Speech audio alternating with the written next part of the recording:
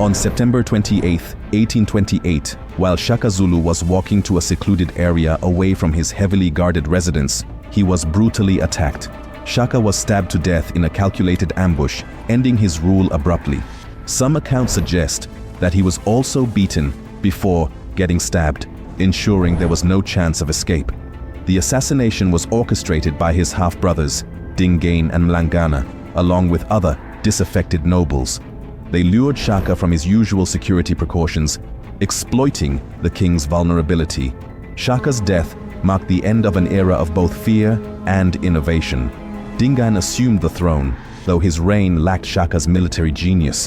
While Shaka's leadership had brought unprecedented expansion and power to the Zulu kingdom, his ruthless methods and disregard for dissent ultimately made him vulnerable to assassination. His death remains a stark reminder of how even the most powerful rulers can fall when fear and alienation outweigh loyalty and respect. Despite being a formidable king, Shaka Zulu made one mistake that led to his downfall, which is what we shall discuss in this video.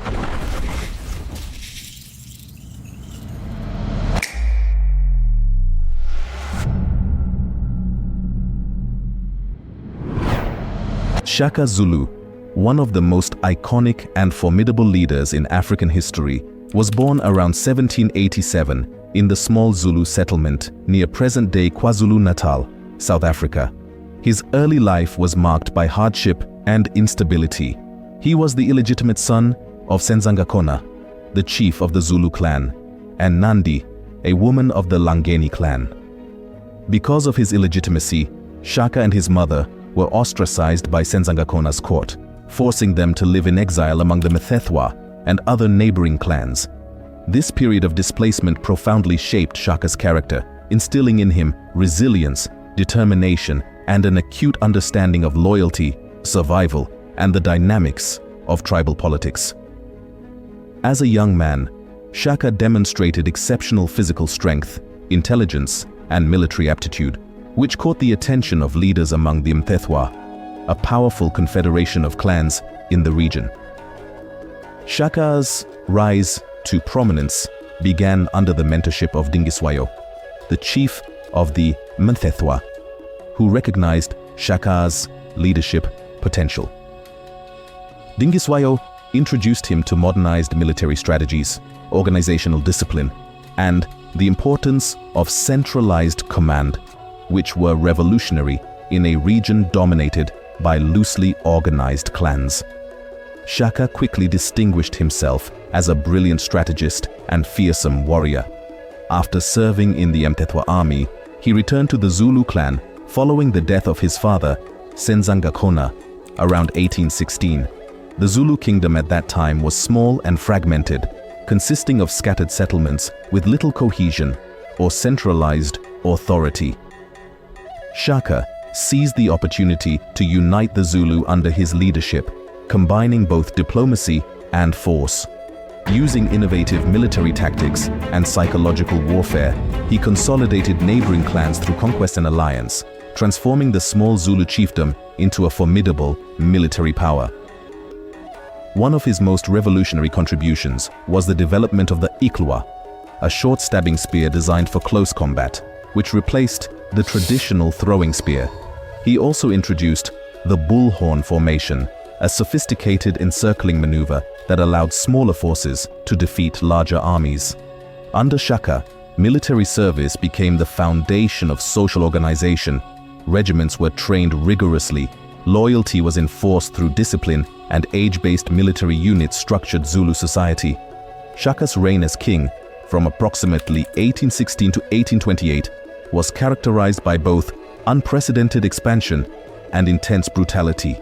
His military campaigns subjugated rival clans across a vast territory, establishing a centralized Zulu kingdom and consolidating power under a single ruler. The Zulu under Shaka became a dominant force in southeastern Africa, feared by allies and enemies alike. He instituted strict social codes, organized settlements, and demanded absolute obedience from his subjects. At the same time, his rule was marked by severe punishments for dissent, execution for defiance, and relentless enforcement of his policies. The period of Shaka's rule also coincided with the Mhlangana, or crushing, a time of widespread displacement, warfare, and social upheaval in southern Africa. While Shaka's campaigns directly expanded the Zulu kingdom, the ripple effects of his militarization led to the migration and fragmentation of numerous neighboring tribes, creating instability that reshaped the political landscape of the region. Many historians argue that the Mhlangana was partly fueled by Shaka's ambitious conquests, his innovations in warfare, and his uncompromising enforcement of authority, which disrupted traditional power structures. Shaka's leadership style combined charisma, strategic genius, and fear. He was able to inspire devotion among his followers, while simultaneously intimidating adversaries. His governance relied on centralization, with military commanders executing his directives, and he demanded absolute loyalty from his subjects. Despite his achievements, Shaka's later years were marked by increasing paranoia and cruelty. The death of his mother, Nandi, in 1827 profoundly affected him, and the decisions he made after his mother's demise gradually led to his downfall.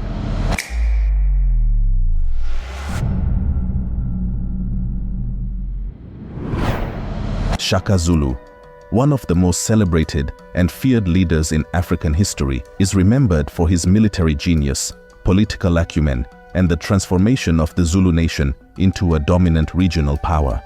However, the very qualities that enabled his extraordinary rise, vision, decisiveness, and ruthlessness, also contained the seeds of his downfall.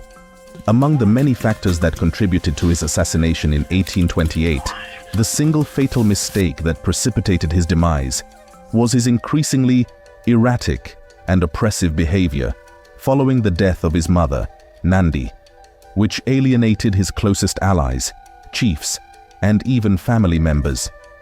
This lapse, rooted in grief but expressed through extreme cruelty, ultimately undermined the loyalty and trust upon which his kingdom had been built. Shaka's ability to unite fragmented clans under the Zulu banner, to centralize authority, and to enforce strict codes of conduct made the Zulu kingdom extraordinarily powerful. Loyalty to Shaka was rewarded with protection and status, while defiance was punished swiftly. His subjects, though often living in fear, recognized the benefits of his leadership. A cohesive kingdom, military success, and a sense of national identity. However, Shaka's rigid style of governance left little room for dissent or dialogue. While his methods worked during campaigns of expansion and consolidation, they became increasingly untenable in peacetime, particularly as the emotional shock of his mother's death in 1827 compounded tensions. Nandi, who had endured hardship and exile alongside Shaka during his youth, had been a stabilizing influence in his life. Her death triggered a profound personal crisis. In response, Shaka enacted extreme mourning practices across the Zulu nation. He ordered widespread executions, prohibited the planting of crops, and forced his people to observe strict and debilitating customs of grief. He even executed men who failed to show proper respect or who questioned his decrees. These measures were intended to honor his mother and demonstrate loyalty to tradition, but they were perceived by many as excessive, cruel, and irrational. This period revealed a critical flaw in Shaka's leadership: his inability to temper emotion with reason. His decisions alienated not only ordinary citizens, but also key military leaders and chiefs who had once been his strongest supporters. The same people who had fought alongside him and elevated him to power now saw a ruler who had become unpredictable, violent, and obsessed with personal grief. In a society where loyalty and obedience were the foundations of authority, Shaka's erratic behavior eroded the very network that had sustained his power. His chiefs began to conspire, realizing that continued support for Shaka could be fatal to themselves. Shaka's fatal mistake was compounded by his lack of political foresight. He failed to recognize that grief-driven tyranny could create enemies within his inner circle. While he had spent years consolidating external power through military conquest, he neglected internal stability and failed to cultivate trust among potential rivals. By treating dissent as treachery and punishing perceived slights with brutality, he inadvertently encouraged the very conspiracies he feared. His half-brothers, Dingane and Mhlangana, were among those who saw opportunity in Shaka's weakened emotional state. These brothers, supported by disaffected chiefs and warriors, began to plan a coup to protect themselves and secure the throne. On September 22, 1828, Shaka's vulnerability became fatal. He was lured into a setting where he lacked the full protection of his personal guards, and the conspirators struck with lethal precision. According to historical accounts, Shaka was stabbed and then clubbed to death, ending a reign that had transformed the Zulu nation. His assassination was not merely a power grab, it was the culmination of the alienation his excessive mourning practices had caused. The very loyalty that had once made him invincible had eroded under the weight of grief-fueled tyranny. In analyzing Shaka's downfall, historians consistently point to this single mistake: his inability to manage the consequences of personal grief in a way that preserved political stability. Unlike earlier military campaigns, where fear and discipline reinforced loyalty, his post-Nandi behavior sowed distrust and fear of a different kind. Fear not of Shaka's enemies, but of Shaka himself. By punishing his closest allies and disregarding counsel, he created the conditions for a successful assassination. This error illustrates a fundamental lesson in leadership. Extraordinary power and genius cannot compensate for emotional impulsiveness when it destabilizes key relationships. Shaka's legacy, while monumental, is inseparable from this fatal flaw. He demonstrated how brilliance and ruthlessness can unify a nation and create a military juggernaut, but also how the same traits, unchecked by empathy and prudence, can provoke rebellion from within. The death of Shaka Zulu serves as a stark reminder that even the most powerful leaders are vulnerable when personal grief and emotional impulses override political wisdom. The central lesson is clear: no amount of military might or political ingenuity can protect a leader who alienates the very people who uphold their authority.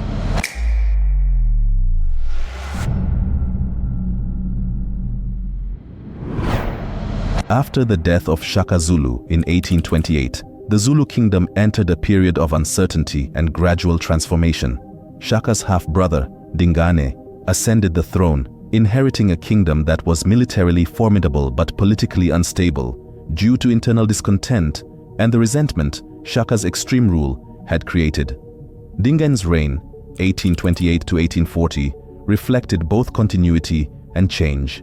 While he maintained many of Shaka's military innovations, he lacked Shaka's charisma and strategic genius, which weakened the centralized authority that had held the kingdom together.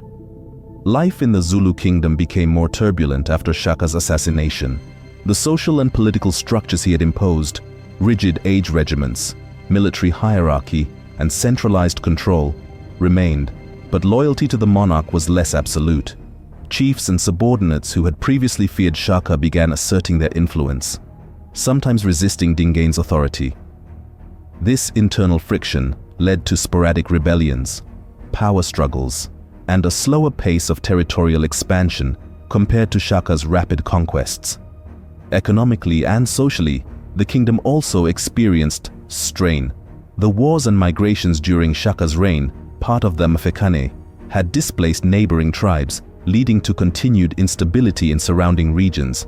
The population had grown accustomed to strict discipline and constant military readiness, but Dingane's weaker enforcement created a more relaxed yet unpredictable societal environment.